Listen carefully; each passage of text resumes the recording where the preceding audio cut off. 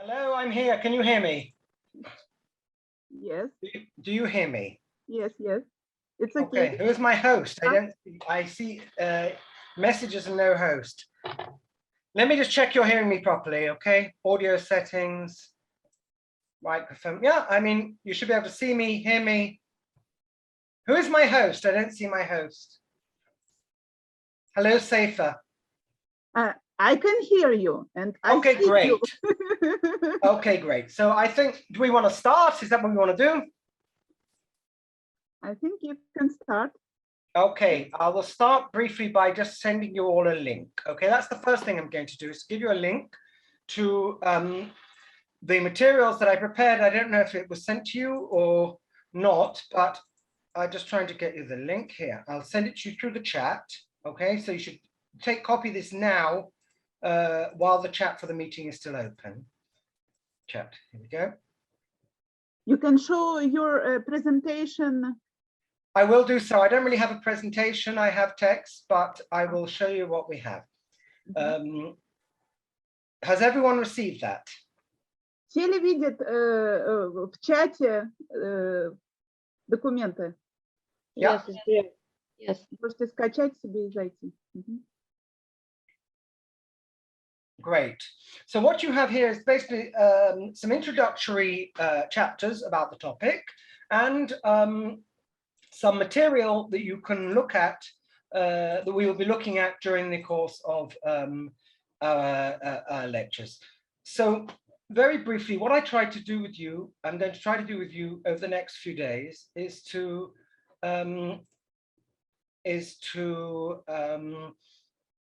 read with you a few texts from different periods of Mandaic. I'm just trying to get the right view so I can actually see what's going on. Right, that's better. No? Ah, I see. Okay. I think I'm now ready. Very briefly, Mandaic is very unusual in the history of the Aramaic dialects, in that it's the only one of the many Aramaic dialects that is actually attested in a modern language that is probably a direct descendant from something very close to the classical language. We know of Jewish Aramaic, which was spoken in the East and West up until around about the 12th centuries. I'm not talking about the Kurdistani dialects. I'm talking about the language of the Talmud and the language of the Palestinian Aramaic. And these have left no descendants. There are no speakers of Babylonian Aramaic of the Talmud. The languages of Kurdistan are very different from the language of the Talmud, although in some they do share some features with them. And it's very likely that the Jews of Kurdistan are speaking the descendant of North Mesopotamian Aramaic and not Central Southern Mesopotamian Aramaic. This is the case also of the Christian dialects.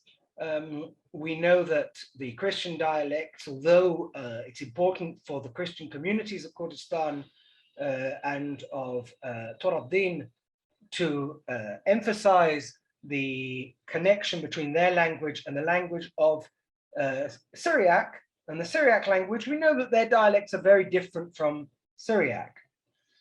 The Mandaean dialect has many isoglosses that it shares with the classical Mandaic language.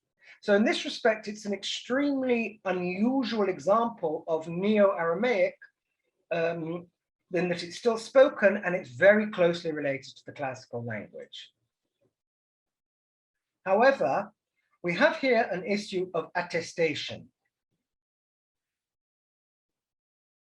The sources we have for Mandaic are both early and late. We have almost nothing in the middle. There are no medieval manuscripts or sources for Mandaic.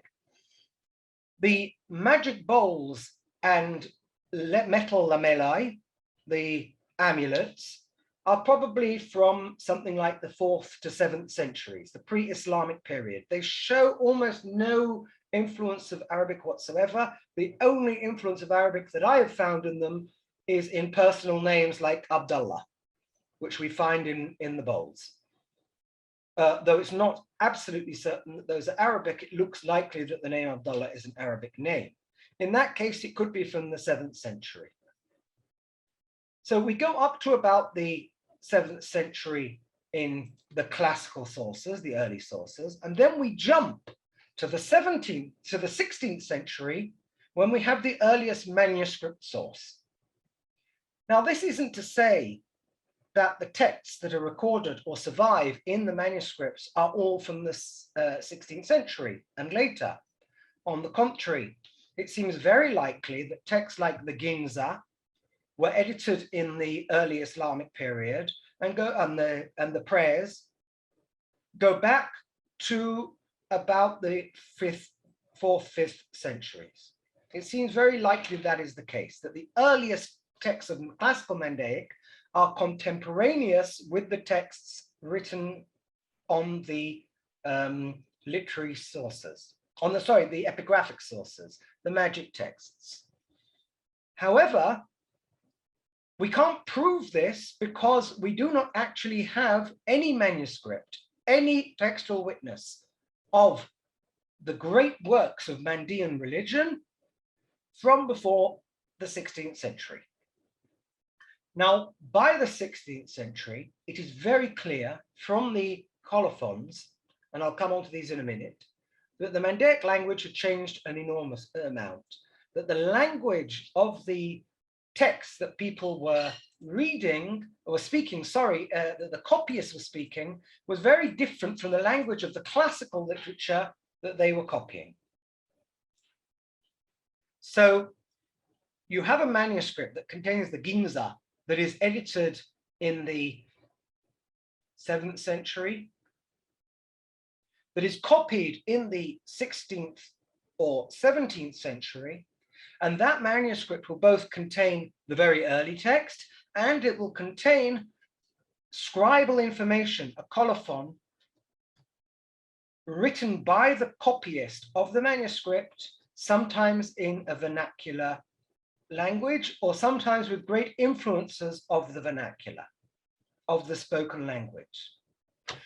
So it's in these colophons that we really start to see the modern Aramaic dialects as recorded from the late 19th century onwards, the modern Mandaic dialect breaking through, sometimes in colloquial forms, in language of a text that's trying to be very classical, and very rarely in completely colloquial texts. I was fortunate enough a few years ago to find a large, or be able to reach a large body of manuscripts from the earlier period, and to discover amongst those texts the earliest examples of text written actually in the vernacular. And that's what we will read later on. If you're asking about the sources for the study of the language, we have to understand that until about the 19th century, the only sources that were available were really manuscripts of the classical, and great scholars like Neldeker cast doubt on whether the later texts that were known to him actually reflected anything like the spoken language, a spoken language. And he said this explicitly in the introduction to his grammar, that they are simply a mishmash of classical language with later corruptions. Drower was the first scholar to have heard the spoken Mandaic language and realized that in fact what we had in these late sources like Asfaram al-Washi was in fact something like the modern language, and in fact it seems that Drower was correct. So the more we know about, so Drower was the first person also to record, first Western scholar to record spoken Mandaic texts, although Matzoch claimed that he was. In fact, this was not the case. Drower was, and Matzoch knew that that wasn't the case. But Matzoch was the first person to publish them. And what we know about the spoken language today comes from scholars like Matzoch, Drower, Charles Hebel, and Chazim Musafi.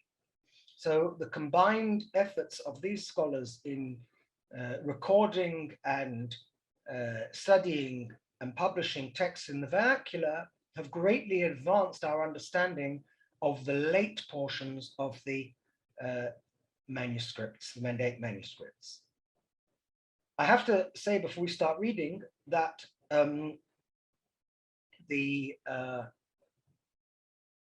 earliest manuscripts, the earliest texts, that we have, the Magic Bowls and Led Lamellae, also show quite a number of cases where supposedly Neo-Mandaic forms are already attested in the earliest texts. So we have to also take into the account the issue that classical Mandaic, what we call classical Mandaic, is a literary language which was probably archaizing when it was written, and that occasionally, even in the earliest literary sources, we will find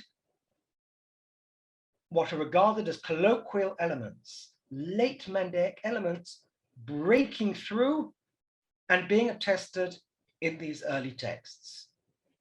Another point that it's important to make is that in many cases, Neo-Mandaic shows a great similarity to the Jewish Babylonian Aramaic of the Talmud, particularly as that is recorded in the earliest and most accurate textual witnesses.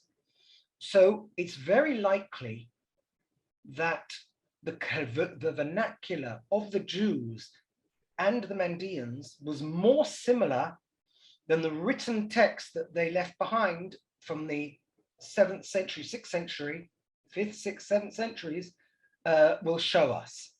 That in fact, they were living together, they spoke to each other, they may have spoken dialects that were communal dialects that differed in some ways, but they also had many similarities, which is why features that we only find in Jewish Babylonian Aramaic written texts, we later find in spoken Mandaic, and features that were once traditionally regarded as being characteristic of Mandaic are also found in the Magic Bowls and in Eastern manuscripts of the Talmud. So what you see in the books as being Mandaic or Jewish Aramaic or early or late is not always the case. The picture is much more complex. Regarding reference works, we have a problem because all of the reference works are really out of date. Nerlica's grammar, Mandaic Grammatik, is still the greatest work on classical Mandaic. It's still a remarkable accomplishment and it maintains its validity in most cases. But it does need to be supplemented with materials that have subsequently been discovered. You will see that in the box of sources I've given you, there are a number of introductions to Mandaic. These give us basic bibliography. I've also given you the English abstract of the doctorate by Ohad Abdraham, which is now being prepared for publication as a book. So that covers the epigraphic texts, and I believe the book has been somewhat supplemented on the basis of additional materials on which we have been working, but that gives you a fairly good account of the epigraphic materials. So we have the grammar of the epigraphic materials, we have what was regarded as classical Mandaic, we then have late Mandaic or early modern Mandaic texts preserved in manuscripts from the 16th century onwards. And finally, we have the corpora and studies of Neo-Mandaic from the end of the 19th century up until the 21st century. Those are the sources, and that is some of what we'll be looking at. We won't be looking at spoken Mandaic, but we will be looking at the early examples of the vernacular. I see a number of familiar names here. I don't see any faces because nobody has a camera on. So I actually don't see anybody here. I just see myself. Hello, Ty, Eleanor, Shlomo, I see. Ah, anyone else willing to admit that they're here? Thank you. It's nice to actually see some faces. I feel like I'm talking to the brick wall. For that, I could go to the kotel. I don't need to be here on Zoom. A stone wall. Okay, great. James, you're here, but I don't see you. This is Imitatio Dei in its finest form. Great. Okay, so what I'm going to do is you have a look at the box I gave you, the Google Drive. You'll see the materials. I will try to pull up the first text that we're going to read. And what I'm going to try to do is to point out some of the characteristics of the text. Now, it's hard for me to know. I didn't quite know how to do this because I'm assuming that most of you don't read the Mandaic script. So I've given you all of the texts in 2 different editions. No, I haven't. I've given you most of the text in 2 different editions. Can you paste here the link of the Google Drive? I did. If you scroll up, you should have it. If you roll up. And just if you want to say something, say, because it's very hard. I can't deal with messages in the middle of a talk. Let me just deal with this. So what I'm going to do is I'm going to give you the text in the transliteration. Do you have the? Does everyone have it? Does everyone have the text now? Can you see it? Did I manage to share it? Yes, yes, we see. I can't see it. Oh, here it is. I'm not sure I managed to share it. I can't, for some reason. Let me see what view I'm on. This one. Oh dear. I can't, it's not showing me. It's showing you it and it's not showing it to me. I'm going to try it again, okay? I'm going to try this again. No, I can just see it on my screen. Okay, if you can see it, do you see it rolling up and down here? Yes. Great. Okay, if you're seeing it rolling up and down, then I can roll it up and down at my will. Look, I can make it bigger. This is like the outer limits. I can make it bigger, I can make it smaller, I can roll it around, and there's nothing you can do to stop me. Yeah. Okay. Great. So you now have the material, you have introductions, you have some grammatical material, and you have these texts both in Latin script with a good Latin translation, in other words, English, and you have it in Hebrew script with Lidzbarski's lovely German translation. In fact, I actually prefer Lidzbarski's translation to ours, but we're here, we have Grau's. Okay, so let us start reading, and I will point out a few factors. The first thing to say about Mandaic literature is that the Mandaic language sort of falls upon us without any background. Unlike the Palestinian Aramaic dialects, hang on, people are still messaging, which is rather difficult. Okay. You see the text? You all see the text? Yes? Yes, we see. Great. Okay.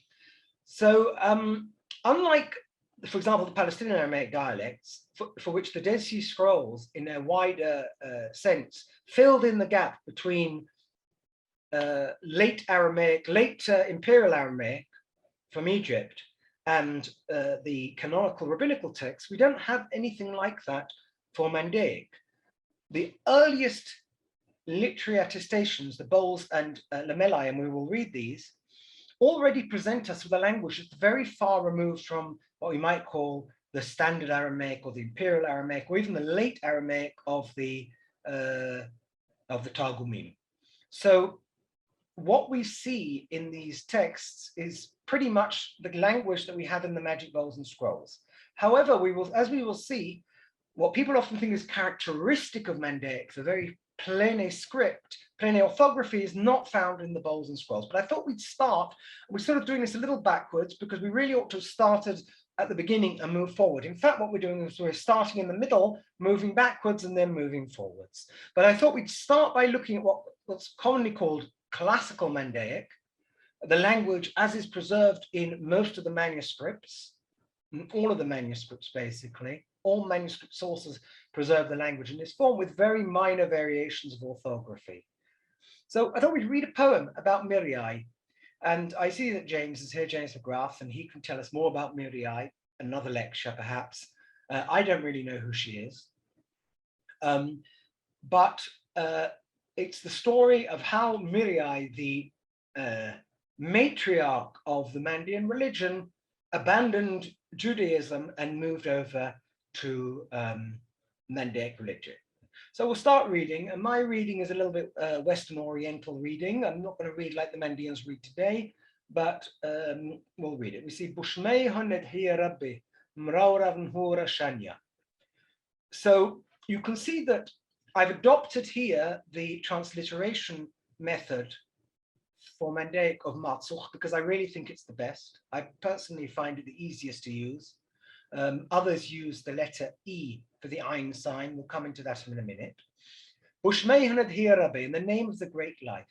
And this Dalet here, with the line underneath it, is a ligature in the Mandaic script, a particular sign used for the word in Mandaic now, de. But in fact, we know from recent discoveries, some of them unpublished, that this ligature is in fact from an earlier stage of the Aramaic language, the Eastern Aramaic script, the Persian scripts of Eastern Aramaic, and it in fact was the ligature for Z, that, the Zain Yod. But we traditionally transliterate it with a dalad with a line underneath it. Bushmehun, in the name of Hiya Rabbe, the great life. Mraurav Nhura Shanya. And this is the, like the Basmala in Arabic, it's the opening formula for many prayers and many poems and many magical texts. In the name of the great life, sublime, be magnified. Shanya is otherworldly. And now we have Al-Bab de Beit Amma and Al-Baba de Beit Amma, upon the gate of the synagogue. And I can't remember if Drower translated synagogue or if I translated synagogue, but this is certainly the correct translation. I'd have to pull up Drower's translation to see if I corrected this. Some people have given different interpretations. We know from the Talmud that Beit Amma was a colloquial usage in Babylonia, a name for the synagogue. I believe women die in childbirth if they use it. So women who are about to give birth don't use this word. But we know that this was kind of a common nickname for the synagogue, and it's found its way into Mandaic literature because Mandaic literature reflects the reality of Mandeans living alongside Jews and being acquainted with their rituals. It's also possible that some of the original Mandeans were Jewish converts. We don't really know. But certainly the Mandean literature shows a good understanding of Jewish life and ritual. Al-Baba de Beit Amma. And here we see the Al is written with the Ein, but in fact, as we will see very soon, the Ein was not pronounced as the pharyngeal. It had completely merged with Aleph in, or been elided in this dialect, as indeed it seems it had in Jewish Babylonian Aramaic. I've written about this at length and I don't want to go into it again. Al-Baba de Beit Amma, Imma b'mirye tivga. And Imma, the mother, and here you see that Imma is written with the Ein. Now, etymologically, it's Aleph, but Mandaic uses the Ein as a mater lectionis, as a vowel letter for the sound E or E. So the fact that it's written with the Ein doesn't mean anything.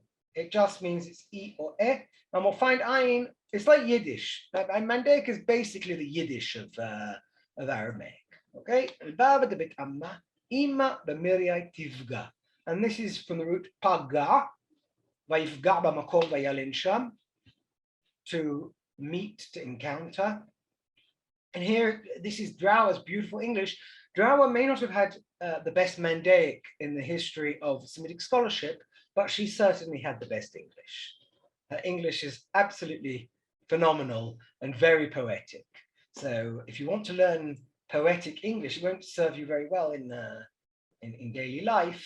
But if you want to know what poetic English looks like, you should read Drower's dictionary and her translations. Al-Baba de Beit Amma, Imma b'mirya tivga.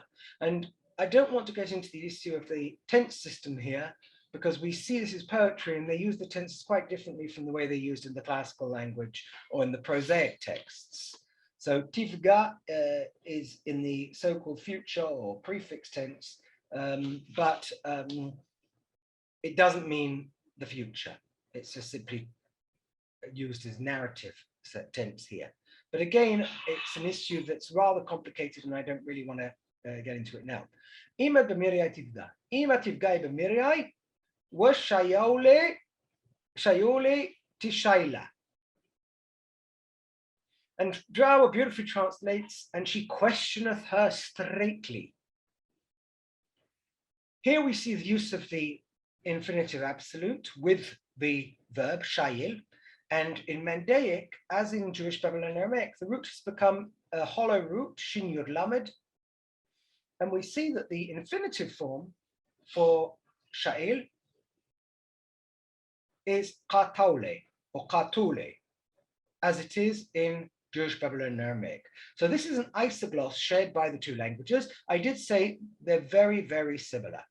We also see that the prefix of the imperfect for the first person, second person, is tishaile and not tishaile. Not a shva, it's a full vowel. And this is also shared with Jewish Babylonian Aramaic. Tikayim velo and not takayim.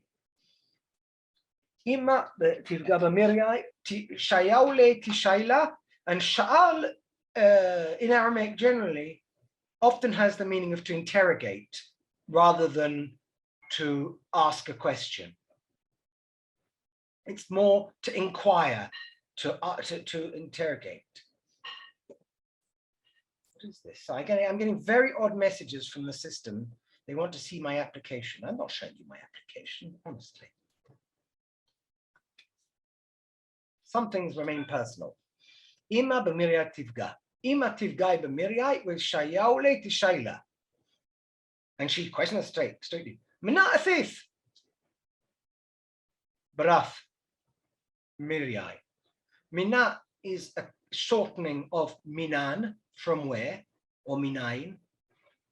And this is also shared with Jewish Babylonian Aramaic. Mina asif. And you see that the root of asif here is aleph taf yod, but it's written with the ayin because it's pronounced with the short e.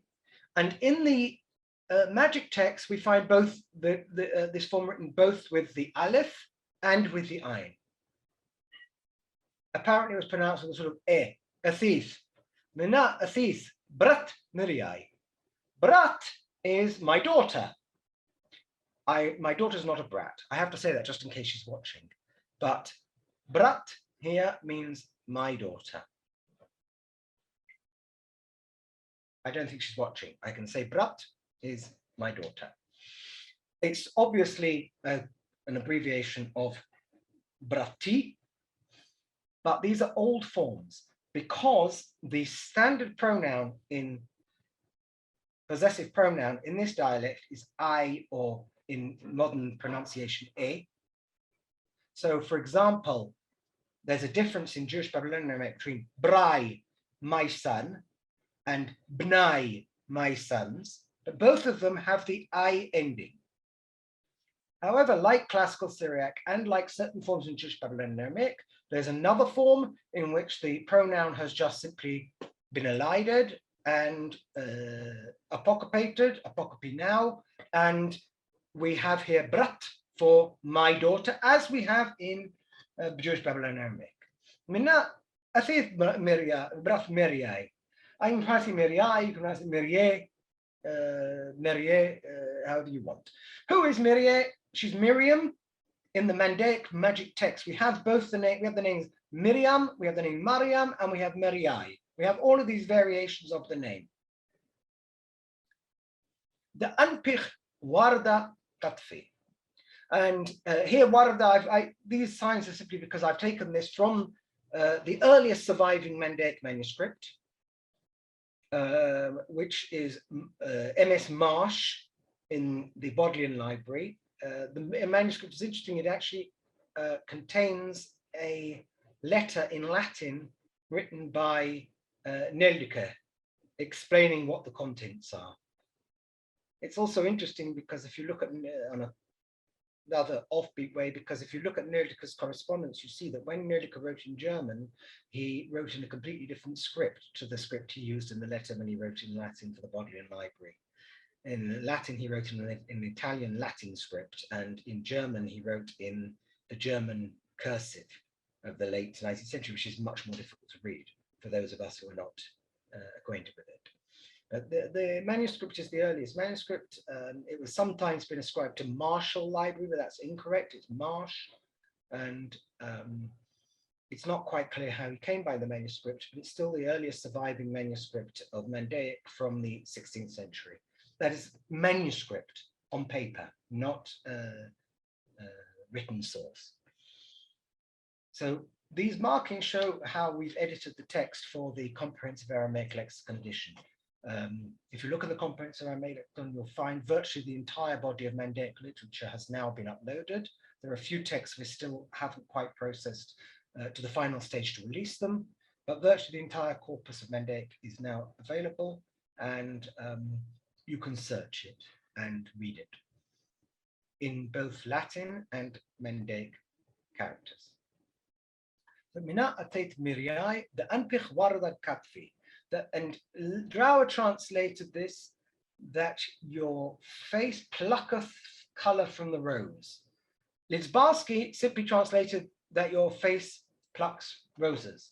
I don't know if I can get Lidzbarski up here. 1 second. I'll have to. Can you see this or not? Are you seeing German now? Yes? Yes. Okay, so this is Lidzbarski. I also gave you this. This is Lidzbarski's Mandaic Liturgien, a brilliant book. I learned a lot of German from it. This is how I learned German, from reading this book. This is absolutely true. I had to teach Mandaic and I didn't know German, so I had to learn German. So I sat down and read Lidzbarski until I knew it. The only person to ever learn German from Mandaic.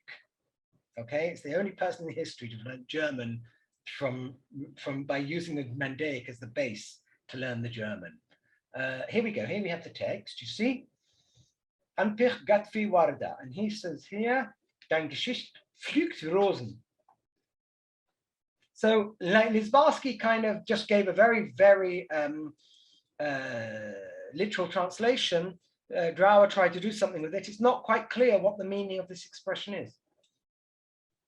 Your face plucks roses. Your face is ruddier than a rose. Unclear. The meaning of the literal meaning of the words is clear, but the implication is not quite clear. And gataf here is from qataf. Qataf, to pluck.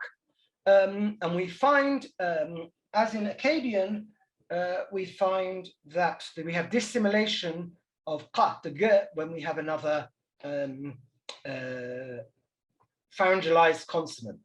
Gatfi, like we have katli with a kaf or a gimel, gatli in Mandaic. We also find this phenomenon in Jewish Babylonian Aramaic, words like getz for qats, and various other places. Your face plucketh from the rose, وَأَيْنِخْ مْلِيَ مِنْ شِنْتُن. Your face plucks the rose, whatever, and your eyes are full of sleep. We would expect shintin, their sleep, not shintun. Shinat hon, shintun, we would expect shinat hin, because eyes are feminine. And we see, but it's not clear if this is a grammatical thing or if it's simply a transmission issue. If in the later manuscripts they've already losing this distinction. When we read the lamella, we'll see that the lamellae and the bolds contain many unique feminine forms that have been lost in subsequent transmission, perhaps under the influence of the vernacular, because the vernacular no longer has a feminine plural. It has u for masculine and feminine. So it's possible that in the later transmission, remember that we're dealing with very late sources. We're dealing with manuscripts from the 17th century onwards, and they've undergone a lot of copying and transmission and influences before they've reached us. in classical Syriac, the earliest manuscript is what, from Natalia, help me, 411, something like this, yes? Eusebius's history is from something like 70 years after the author's death. And in Mandaic, the earliest manuscript of the classical texts is something like 1,000 years or more after the texts were composed. So we're talking about an enormous gap in transmission. If anything, it's the remarkable similarity between the canonical text, like we're reading here, a liturgical poem, and the epigraphic sources that's surprising. How similar they actually are, not how different they are, given the incredibly long transmission by native speakers of the language. It's not surprising that we find influences of the vernacular on the later manuscripts. So mlia is an interesting form because also in Babylonian Aramaic we have participles of the third yod that are influenced by the masculine singular form. So instead of being malian, as it would be in Targumim, it's mlian, which is become apocopated to mlia. The singular mli, feminine, plural, the plural mili, mlein in Hebrew, the feminine form, plural, mlian or milia. Your eyes are filled from their sleep. Einich min shinton mlia, ulebet gevinich, and between your eyes. And she says marks of vigil, but Lidzbarski translated slumber, which I think is actually better. Sleep and slumber, nice word pair. In general, I have to admit I'm a Lidzbarski man after hour man, but oh, Ethel, what can we say, Ethel? Wamrale, la, and she says to her, it's extremely common in all Aramaic forms of Aramaic, certainly classical languages, that the root amar is used in the participle, even when the context is past tense. In fact, this entered also post-classical Arabic, Christian Arabic. Blau wrote about this. Wa'amrale, la. She says to her, so this is the mother asks her, why are you so sleepy?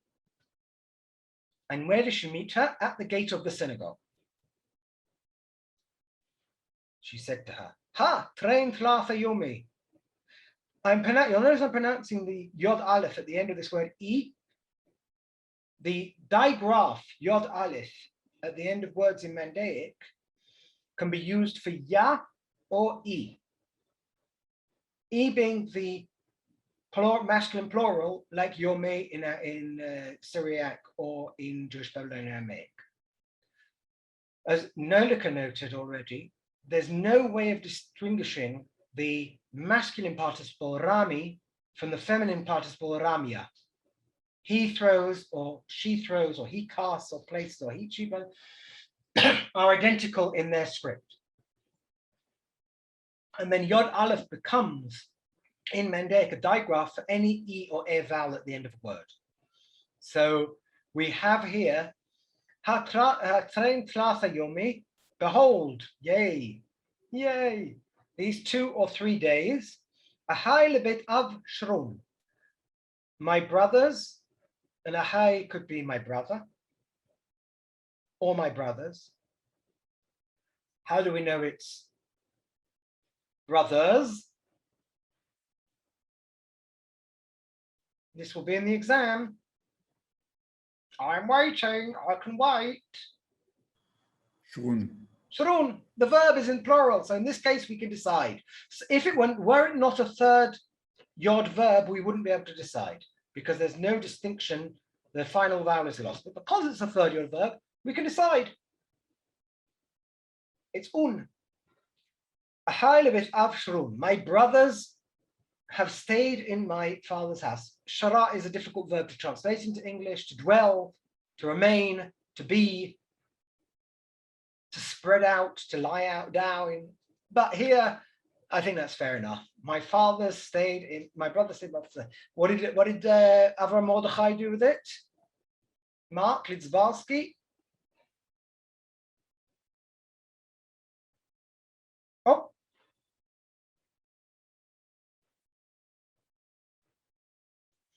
Ließen sich meine Brüder in das Haus meines Vaters nieder. It's a strange form of Yiddish. Okay. Niederlassen. Right? Fine. My father, Ahai Shronavit Av. And Av, of course, is Avi, my father. This has been written about most recently by Chazi Mustafi in Leshonenu, the use of Av for Avi in various Aramaic forms. I think in the Chaim Cohen volume. Ahai Levit Av Shron, Ahai Shron Levit Av, Udarshin Drashe. And here I've brought you a variant reading from Drower's manuscript from the 17th century, because here we have a classic case. We have Drashi, and they are, she says, chanting wondrous chants. Drashi is like drasha in Syriac and in Aramaic. It can both mean teaching. It can also mean a kind of poem. It's hard to know exactly what the intention is in the setting of house of liturgy. Are they expounding great expositions? Are they reciting beautiful poems? It's a little hard to know precisely what the intention is in a poetic context, because the two obviously go together. The poems are of a religious nature, religious teaching. So it's maybe not even that essential. We brought the alternative reading of Shanyi. It's like Nahura Shanya, wondrous, otherworldly, just because you see that the spelling between one manuscript and another can change. So Shani, Shin Aleph Nun Yod Aleph, could be pronounced Shani, Shanya, and also apparently Shanyi. The earliest manuscript reads Shanyi. Drower's manuscript uses the yod, the double yod, for Shanyi. Drashi, Shanyi.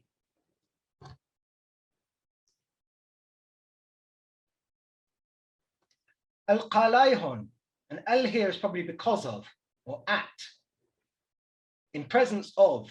Qalayun, sorry, their voice.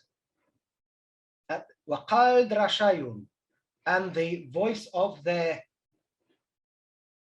discourse. Here it's become discourse. Again, it's not that essential for me.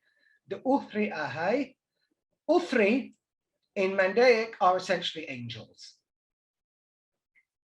It's been suggested that the etymology is from Uthar, wealth, riches. Whether that's the case or not, it's difficult to know. The Ain doesn't prove anything because it's used as a vowel letter, like the Aleph. It's used as a glottal stop, like the Uthri. And angels, Malachi in Mandaic literature are evil, and Uthri are good. And they're unique to Mandaic. We don't have them elsewhere. So at their voice, the voice of the Uthras, my brothers, Shinta la'einai lafia. No sleep came to my eyes. Or as Drower so beautifully put it, no sleep cometh to mine eyes. If I learnt German from Mandaic, you can learn English from Drower, because her English was really unique. I mean, she probably spoke like this, you know, at home with her daughter. Shinta la'ainai la'athia, la shinta athia la'ainai. And here we have the negation on the noun. Sleep did not come to my eyes. Wala shaharta, And she wrote, again, keep vigil. I don't think this is necessary. This is an etymologizing translation. Shaharta is the parallel of Shinta, and it means here slumber, as Litzbarski translated. Levet Gavinai, Beit Gavina, the space between the eyebrows.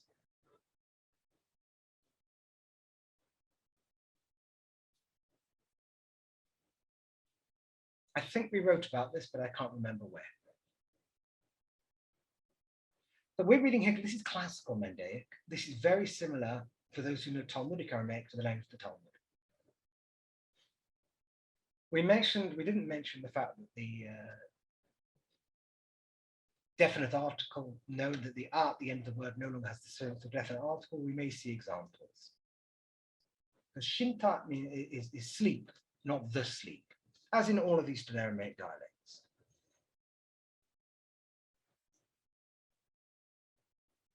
I should have put the inverted comma here, I forgot.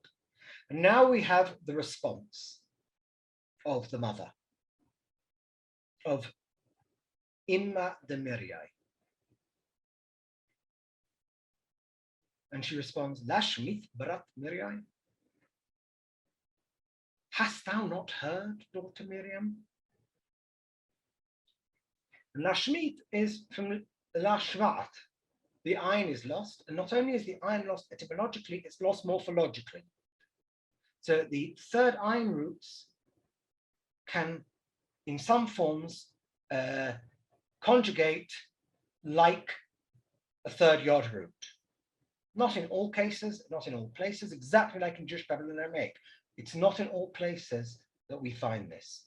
So for example, in Jewish Babylon Aramaic, we have examples where you can see that the third ayin has become third aleph. Psai, I went instead of psait, instead of she went, sorry. Shmai, she heard instead of shma. But in other cases, it's always, for example, tishma velo and not tishmi. So there was a scholar who said that it's not only in the long, in the parole, it's also in the long. This was just being pompous. It's incorrect. In fact, the two forms of verbs did not merge entirely. But there is influence between the two, the third ayin stems and the third yod stems, because they are not. Shlomo is smiling. Perhaps he's able to identify the scholar. If this were Herat Shulaim, you would actually be able to tell me who wrote that about the long and parole of Babylonian Aramaic. Okay. It was simply incorrect. Lashmit Brat Miriai. Did you not hear? And here the interrogative sentence is not marked. Very frequently, Aramaic does not mark interrogative sentences.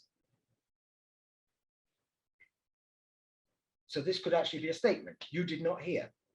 But in fact, it's actually a rhetorical question. Hast thou not heard, Miriam? The Yehutai Mahu Amri Alich. The Jews, what they say about you? What the Jews say about thee? Yehutai is an interesting word. It's clearly the Jews in these texts. We also do have Yehudai with a Dalet. It's not clear if it's a phonological change alone, or if it's a derogatory term from the root yahat, meaning abortions. Yahotai, the aborters.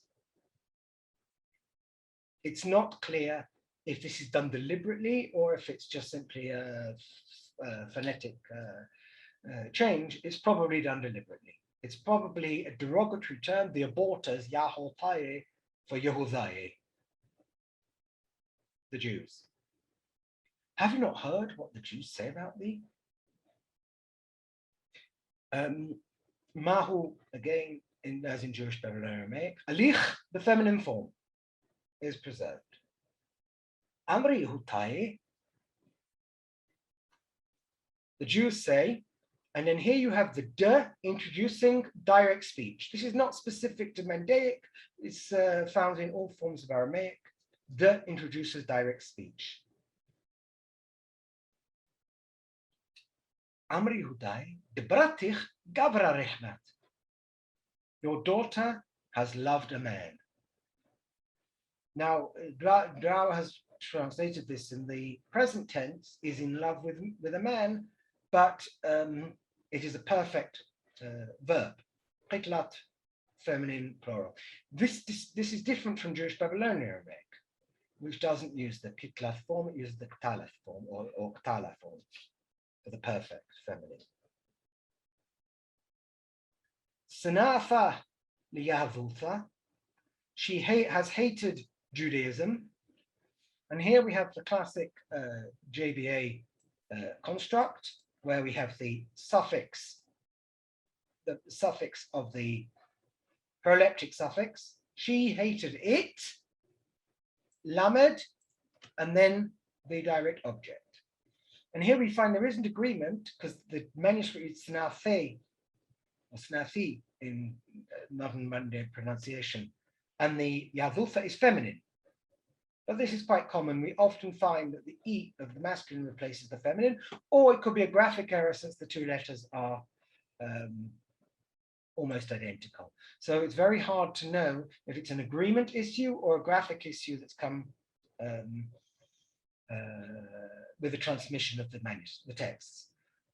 I can also tell you, and if you look at the articles I gave you about the language of the texts of the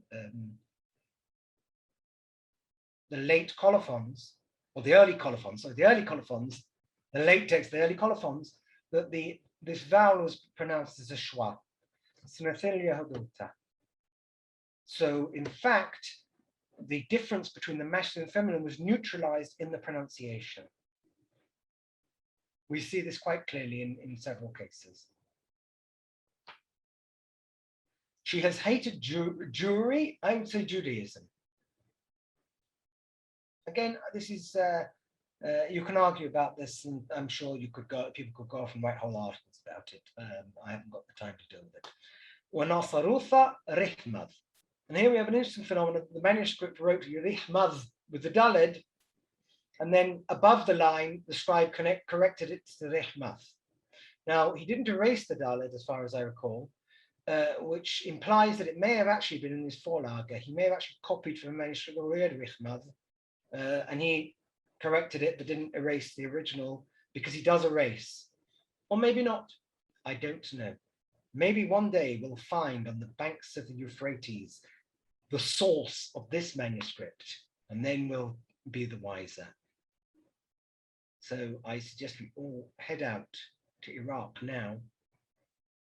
It's beautiful weather in Iraq, and we go digging for the lost manuscripts.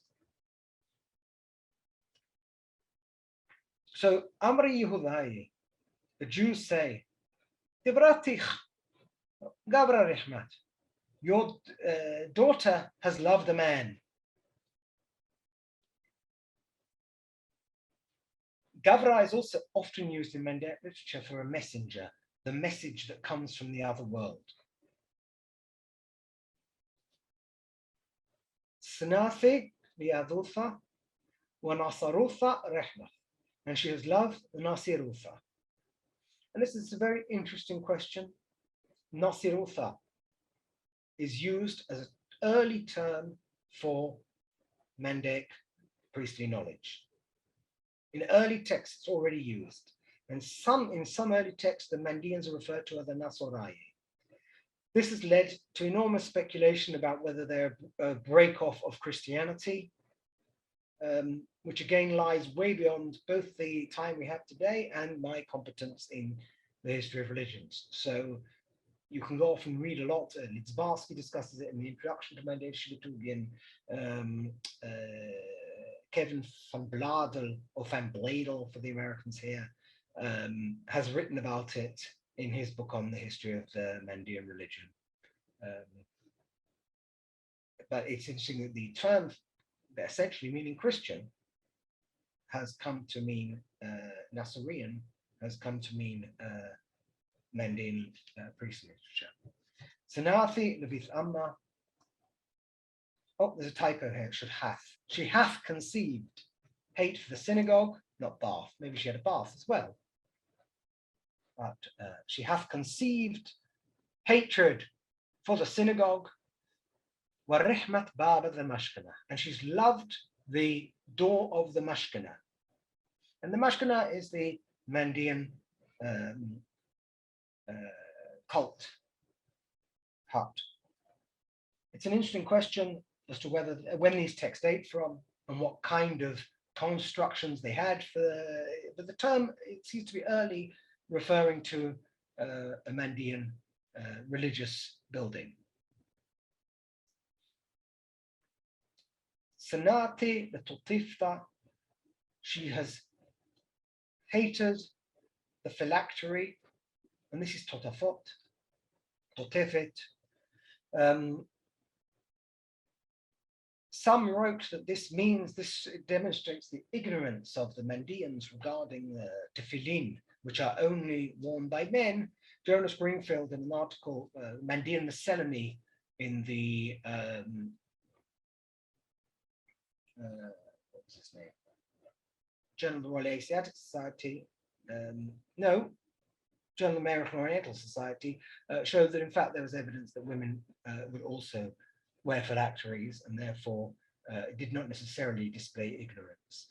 She's hated the phylactery, warihmat klila rauza, klili warauzi, and she has loved the klili rauzi, the glorious wreaths, and this is what the Mandaean priests wear around their heads during the ceremonies.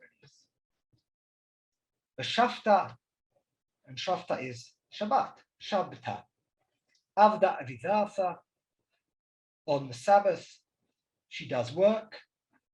Wahabashaba, lovely Eastern Aramaic form, although we also have it in Western Aramaic, Habashuba. We have in Palestinian sources, Notra either. She stays her hand. She rests her hand. So this is what the Jews are saying about Miriam.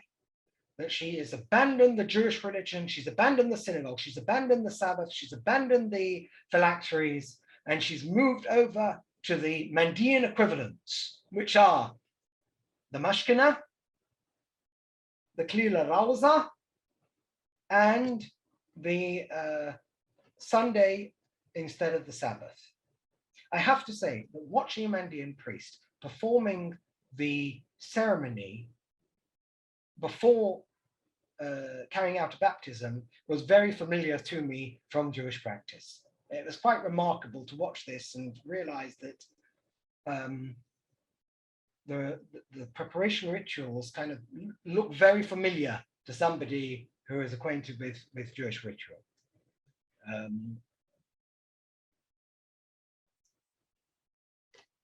Aslitha Miriam Lenemusa. Miriam has hated asli, to despise the law, and here we have nimusa, nomos, the law, the asar shuba burashlam, that the seven have imposed, literally bound, asru, in Jerusalem. Here, Drow didn't quite understand the meaning of al-athra. Al-athra is al-altar, immediately, on the spot. Translated on the place where she was standing. But it often has just the meaning immediately, at once. Kifkaima Miryeh, while she was standing, Akafra Badliga Dara, she lifted up dust with her foot. And this seems to be an expression of contempt. Dust, putting the dust on her feet rather than brushing the dust off her shoes. Incidentally, brushing the dust off the shoes also appears in Mandaic literature, not just in the New Testament.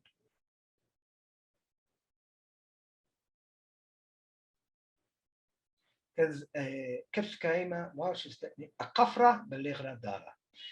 And the word أقفرة is very interesting because this very strange qaf in it for afra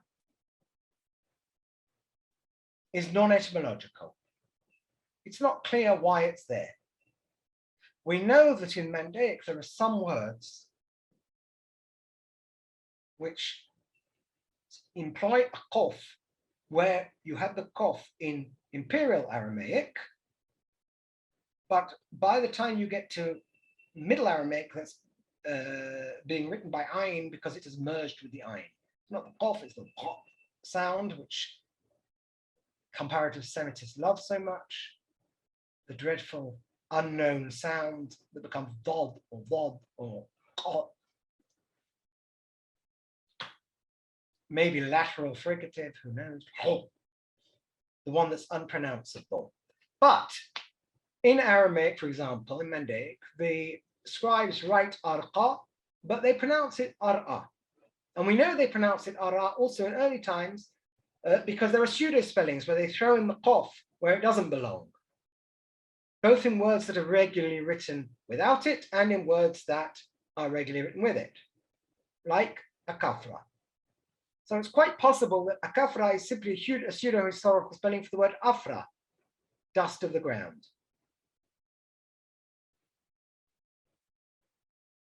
And again, this is one of the mysteries of Mandaic, that it falls upon us without any prehistory. And so we really don't know exactly what the language was like beforehand, that this literary form, that this scribal tradition is building itself upon. Because we don't have the predecessor. We're missing many links between Imperial Aramaic and Mandaic. There are some texts now from Elemaeus, from northeastern area, which are written in a script very close to Mandaic, which I hope will hopefully be publishing with Professor Nicholas Sims-Williams, and they give us a clue about the southern Iranian Aramaic dialects of the 2nd century. But they haven't been published yet. We were here. Wa amra. So she digs up this dust with her feet. Wa amra. And she says, Aqafra al-pumai honde hutaye. Dust on the mouth of the Jews. I say that frequently, particularly when I'm driving in Tel Aviv. Wa gitma. And this is qitma. Ash. Al-pumai honde kulhun kane. And here we see Kahane is used for Jewish priests and Kumre is used for non-Jewish priests. Kahane is specifically Jewish priests. Not here, you didn't see it, but I see it because I've seen the rest of the text. This isn't the only Mandaic text I've ever read. وَقِتْمَا الْپُمَيْ هَنْدَ كُلْهَنْ كَانَي وَسَارْقِينَ أَتُوتِ رَخْشِي. And dung under the feet of the horses' hooves. Under the horses' feet. Rachshi is the horses, means literally under the horses. For some reason, Bochlerman thought that Sarqina was an Arabic word. It's almost certainly not an Arabic word. There are a number of cases where people ascribed words, rare words in Syriac to Arabic because they didn't know them from other Aramaic dialects. And now they've turned up in Eastern Aramaic. So we have to be quite careful when we look at these etymologies. The fact that something appeared in Arabic, which comes after Aramaic, doesn't mean that in terms of the history of the literary development of these languages, very often the attestation is later, but because Arabic was regarded as being better known, they would ascribe some terms to Arabic. I don't know what the origin is, sarak, to empty out or something, but that seems to be not an Aramaic, it seems to be an Aramaic word.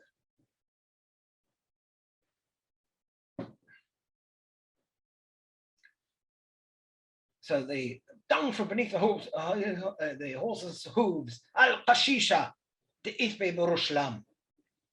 And we see we have l'urashlam in the earliest manuscript, but other manuscripts read b'urashlam, and immediately some will get up and say, but yes, but you know that Shaul Lieberman wrote a note in Talbitz on the, what's it called, and the Yerushalmi and Bert and Learn and Kulcher wrote about. Yes, I know. Thank you. I also read the articles. Lego, Bigo. So Bert and Learn often interchange. I hear only silence, thank God. Anyway, Al-Qashisha Barushya. Anna Darahamte La Isinye. And here we have Raham and Sana, which are, of course, antonyms in Aramaic. But you see that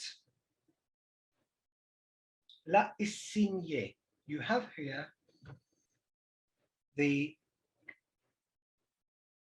extra vowel. It's not La Isniye, it's As Isinye. We break up the consonant cluster, Isinye instead of Isniye or Isne.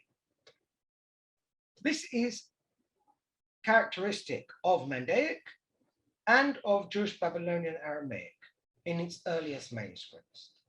This is a Babylonian feature. It's also characteristic of Babylonian Hebrew. There's an excellent article that Ohad Abu Draham wrote and published recently in the Shonenu. He discusses this phenomenon also in the Hebrew of the magic bowls, Jewish magic bowls. So it's worth looking at that article, whether you're interested in Hilfsvokalen or not. Okay, back to our reading.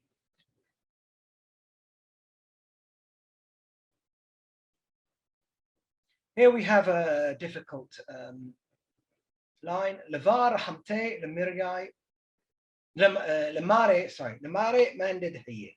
Mandadhiya, the knowledge of life, is one of the emanations of the primordial life and is basically in charge of the Mandean faith. You have the great life. The Mandadhiya is what gives you the ability to the intermediary between people and the great life itself. The Hiya Rabbi. And of course, you have other messengers that come out. The question is, of course, how do you get to see the great life? You can't, but you have to have messengers that give you priestly knowledge and help to come in and see all these things. You have priests, you have messengers, etc. So levar hamte lemare mandadhiya, and the levar is not clear except for perhaps only. How did Lidzbarsky translate? Let's have a look. And Avram Mordechai.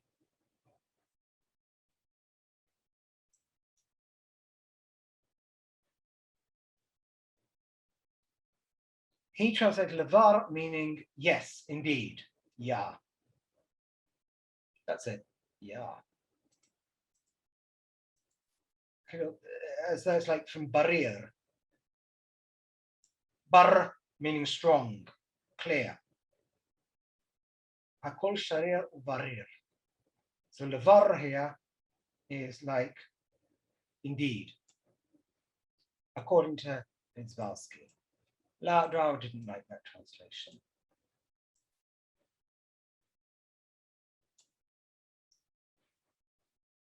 But in Neo-Mandaic, mare becomes simply the word for God. If you want to say God, mare. Mandadhiya. The niqum, that he should stand, nihwili, and be unto me, ba'ahid, as a holder of the hand, in other words, support. Achli usimacha. Min athar dahshuch, athar nahor. Zkit, thou hast vanquished, or simply been victorious. Mandadhiya was zakit, kulhon rahmach, v'hay zakit. So we've read a poem. Before I continue, any questions? No? Everyone, that was really clear to everybody. You're all now fluent in Mandaic. I was worried that you may not understand what I was saying, but I can see from the lack of questions that everything is clear. Great. So this is, as you see, Babylonian Aramaic. Oh, I should just point out one thing. Nikum, third person masculine with nun. Sometimes we'll have lamed, sometimes we'll have nun, exactly like Babylonian Aramaic. Nihwili, one word. The li, walach, is prefixed to the verb. I've written about this in Jewish Babylonian Aramaic and tried to show that exactly the same thing basically existed in Jewish Babylonian Aramaic.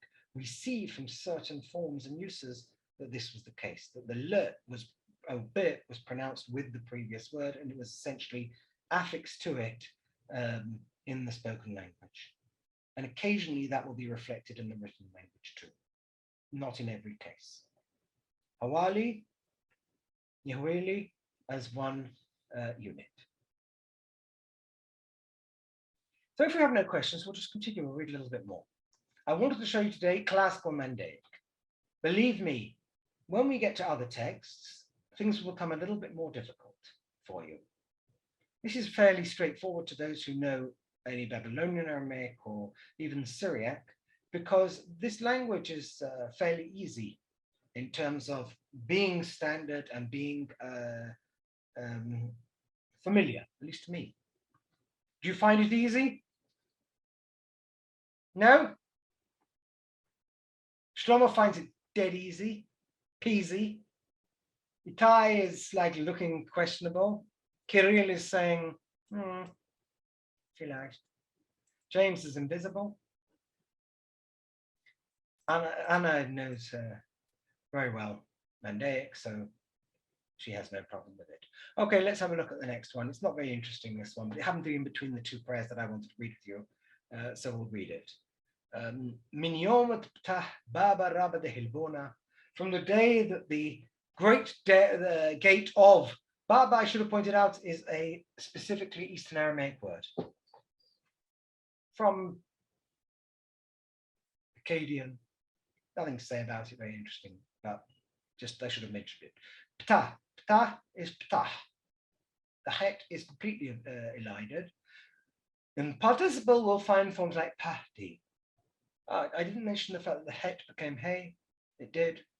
It merged into hey, as indeed it did in Jewish Babylonian Aramaic, as we see from many sources. Minyom b'tah baba rabba de hilbona, itauzaf ziwa, and itauzaf is itausaf, from yasaf, to add, or itauzaf ziwa, the malka, the radiance of the king, al-uthre yakre, itauzaf was increased. Ziwa, nice Akkadian word too. Zemu, radiance. And here we have an example of what I mentioned earlier. The ahai we knew was plural because the verb was shrun. But here, uthre, the uthras bowed down. And we do not have the plural affix.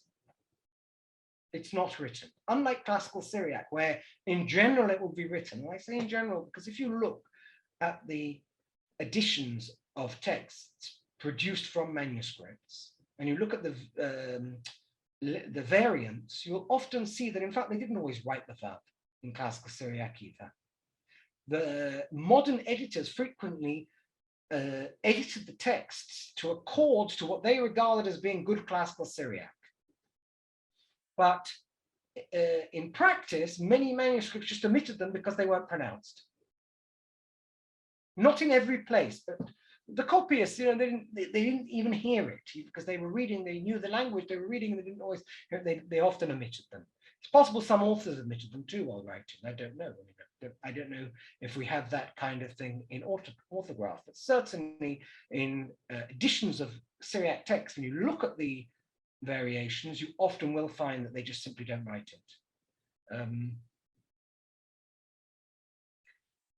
But in Mandaic, there's not even a pretense of writing it. It's not, and this phenomenon is much more widespread in early manuscripts of the Talmud than it is in the later printed editions as well, although there too we have it. Okay, the Uthri bow down a bowing, literally. I can't do that. Can I ask a question? I allow you to, Itai. I extend my shalvit here, and you will not be killed. You may ask the question. I'll do a skidutha. Just in the previous sentence, al, on, is that an etymological writing, or did it move to el or il? That's an interesting question. In modern Mandaic, as we will see, we have Elio or Eli. Elio. So it's possible it actually became El. It merged. I believe in the epigraphic text, it's almost always Ein Lamed. So it's probably merged with El.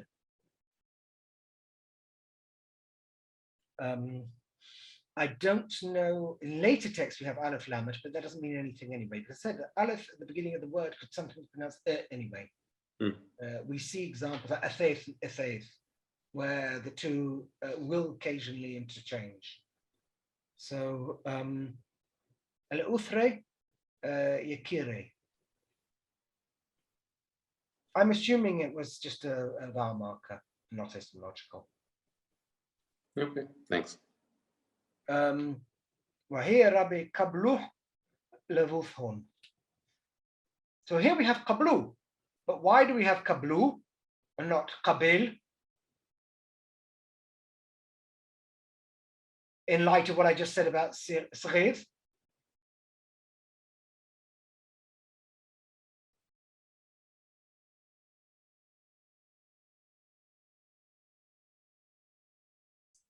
Plural and singular, maybe? Sorry? Plural and singular, maybe? No.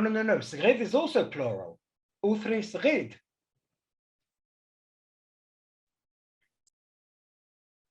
Because it's a late manuscript and the orthography is... No, you don't get out that way. Good morphological, morphosyntactic answer here.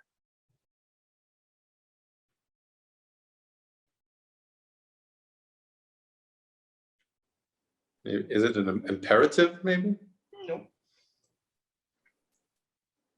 What is the object? Okay. Yeah, it's a affixed object. Correct. And where is the affixed object? The answer is it's not there. In the next sentence. Yeah, no. The affixed object is the feminine singular butha, prayer. So it's qabluha levuthon. Qabluha, they accepted it. Levuthon, their prayer. Prayer singular, not bawatha. Qabluha levuthon, if we were in Targum Onkelos. However, the has been elided. Qabluhi, qabluha, in earlier Aramaic. Both shortened, or shortened here in Mandaic to qabluha. Qabluh, and then the hey is not pronounced, so we have qablu. But the elision does not take place. You can put a little Swedish Ö in the middle of it, all right? At the end of it, if you wish. I can add one in, Ö. Eleanor, will you add one? Eleanor probably has one. She has a whole stack of them. They're in Uppsala, right? So kablu levufhon. They accepted it, their prayer. Watushbihton min rish barish. From beginning to end, or entirely. Okay, that was worth reading this prayer just to get you all flummoxed. Okay, we have about 10 more minutes. And here, the third prayer we're going to read today. Le'immat. When, and here the ayin use is not ayin, le'immat. Okay? Only Ashkenazim speak like that when they're trying to imitate people who speak with ayin. Okay? Le'immat nefe marai. When will my Lord come? Minnach mroma zakaya. From you, O victorious heaven.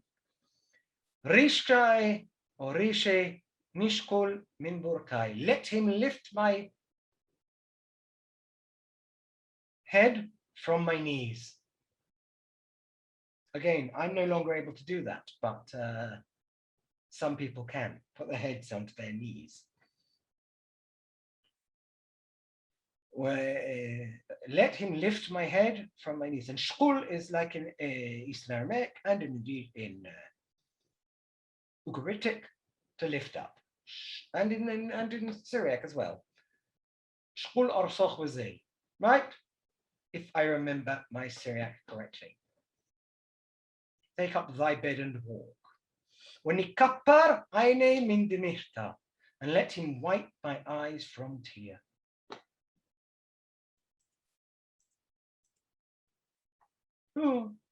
Kappar here, to wipe.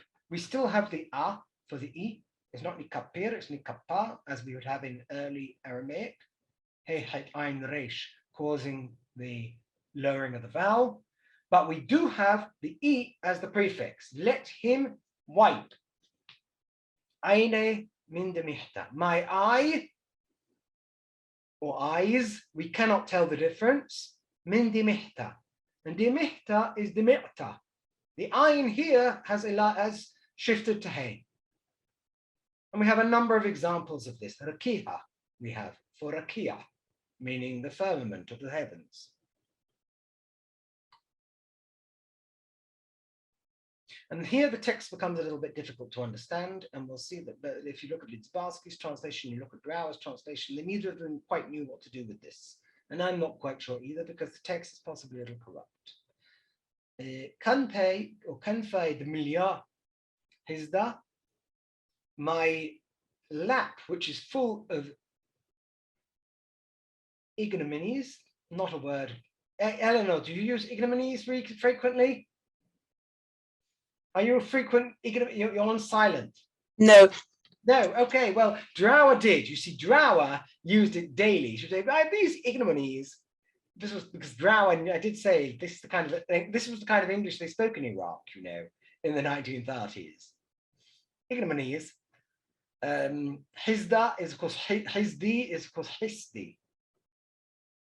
Hista with a het and the samech. And it becomes Hizdi here in Mandaic. In Pitz Kodame, and here we see we have two different readings. I have a feeling I know which is the correct, but maybe I'm wrong. Drower read it in Pitz Kodame. Nafitz kanpa is to shake off the bottom of your garment, okay? To shake out your garment from crumbs after you've had a good meal of pihdim mambuta, okay? The text with Rami. Drower's text reads Ramith, and she read Ramith ikum ishaili. I lay low, I got up, and then I will tell him. I don't think that was the original text. I think that her manuscript has been adapted, maybe I'm wrong, to explain what was a difficult text, because I think the original reading was in Pitz Kodame Rami.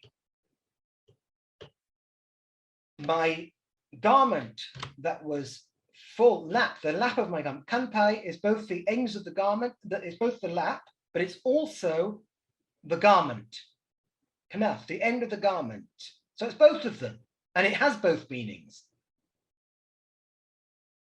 My garment that was full of sins, wrongdoings, I shall shake out. Qudame ermi. I shall cast it before him, which is confession. I shall confess. I will lay out my sins before the Lord. That's what I think it means. So ermi here is in fact an abbreviated form, a syncopated form of ermi, I will cast. And in the juncture between qudami ermi, before him I shall cast, the E of ermi has been lost. So in pits qudami ermi, I shall shake it out and put it before him. In other words, I'm going to confess all of my bad deeds before my Lord. Ikum ishtayili mindam viridfun kulhon ammi. I shall stand and I shall tell him something. Viridfun kulhon ammi, that all of the worlds have harried me. Now, harried is an interesting verb. It means really to radaf, to pursue, to oppress, or in Drower's language, to harry. I did say that Drower had better English than anybody in the history of humanity. Since Shakespeare, she just had absolutely beautiful English. Many words which probably many of you have never encountered because nobody else uses them. Eleanor uses them all the time in Uppsala. They use harried frequently, like ignominies, but it is lovely. And pish alme redfun, and the fish here is greatly. It's used adverbially, greatly. Alme redfun, and she says persons. There were many persons who'd harried me, worlds, generations. She's thinking of things like kule alba, or everyone, which isn't that far off, to be honest with you. Kule alma in Talmud means everybody, and alma sometimes means all people, the people of the world. And here we have a problem of the sense of the text, because it says, "Wa'ahai b'nei Kushta lahasarili." My brethren, the sons of Kushta, do not fail me.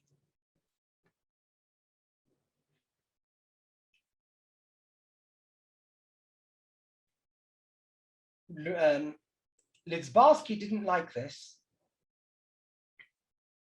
And here, if I show you what he wrote here,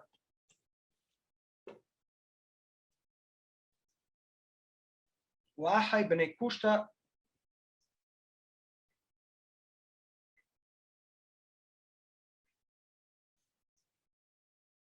hier. Und meine Brüder, die Söhne der Kushta, fehlen bei mir. He made it the opposite. They're lacking for me. And here he says that he erased it. He's not goyrist, the law. But Drower didn't like that, although I don't know quite how she dealt with it. I see we have 2 minutes. We're going to have to wrap up in a minute, although we continue tomorrow at the same time. So what we'll do is we'll stop here. We'll try to finish this prayer tomorrow, okay? Have a look at it and see if you can work out, using Drower's translation and using Lidzbarski, hi Rania. How can I help you? Yes, I have a question. Yes, I don't see you. Can we see you? Can we see who you are, or is that a secret? Yes.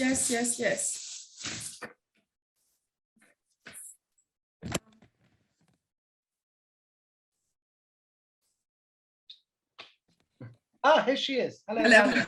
Hello.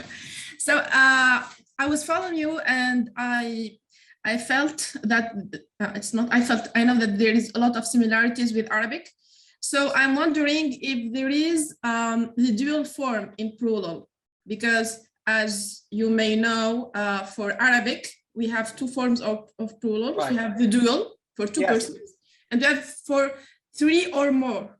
So Yes, I'm it wondering doesn't- if in Mandaic we have this as well. No, it doesn't. As far as I recall, it doesn't survive in Mandaic.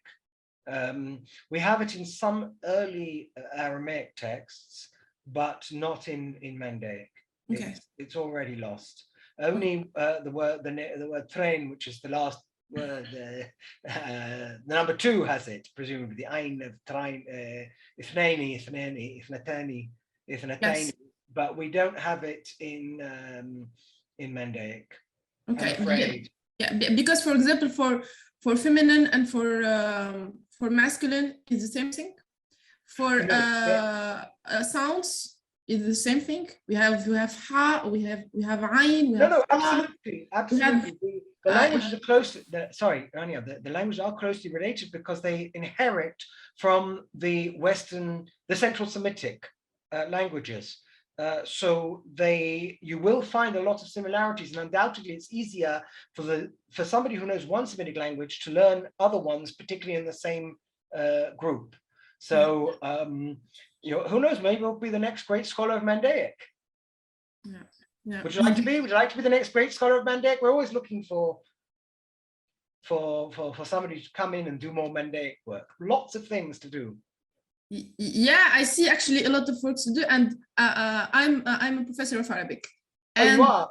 Where? Yeah, university professor of Arabic, and I've learned. وين بتدرسي? And I've learned Hebrew, and now I'm discovering Mandaic, and I see, oh my God, Where do you lot teach? of similarities. Rania, وين تدرسي? Sorry. Where do you teach? In the University of Manuba in Tunisia. Ah, okay. Sorry, I was using Palestinian. I can't use Tunisians. I can't use them. No, I understand that the Palestinian tense. Okay. So come and we'll meet in the middle somewhere in Cairo, and then we'll. Yeah, I hope so. Okay. So great. So listen, friends, I believe that our time is up. There are other lectures coming. Tomorrow we'll continue a little bit. We'll try to finish these poems, and then we're going to look at the magic text, which I gave you in two editions. I gave it to you in a Hebrew edition with a Hebrew translation, and in the Latin transliteration with an English translation. There may be slightly different, minor differences between the translations and readings, because we're always trying to improve these things. The article was written 5 years ago, and 5 years or 6 years is a very long time in Mandaic studies. So I'll see you all tomorrow. Tomorrow, for those who've actually seen some Mandaic, tomorrow things will start to get very interesting, because we'll start to see different types of Mandaic with which you're not familiar. I know this is very simple. Everybody knows regular Mandaic, so this wasn't as exciting, but I thought we ought to start here. And then tomorrow, we'll all see every other form. We'll start seeing the early Mandaic texts, the early ones, which contain unusual grammatical forms and certainly have very different spellings. Yallah. Bis morgen. Bye.